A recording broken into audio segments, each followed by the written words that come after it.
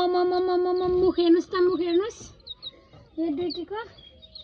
यो दुईटीलाई भात दिनुपर्ने ल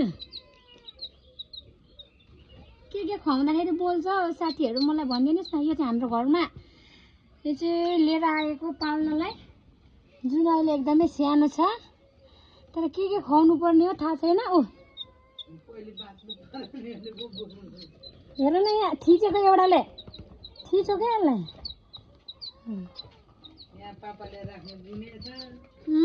चुरुङ्गी खोइ यहाँ ल्याउनु त देखाउनु पर्यो अहिले कहाँ राख्छ अहिले राख्ने होइन एक दुई दिन पनि होइन पछि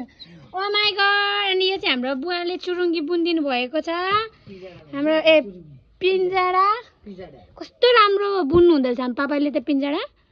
वाउ यो दुईटीलाई भोक लागेको रहेछ मुख चिया च्याट्या गर्छ ओ ल मुख यिनीहरूको मुख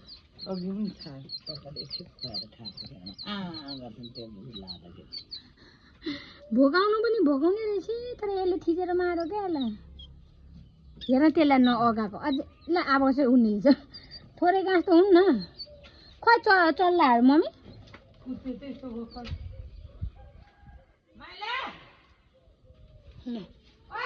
हाम्रो घरमा यस्तो पनि छ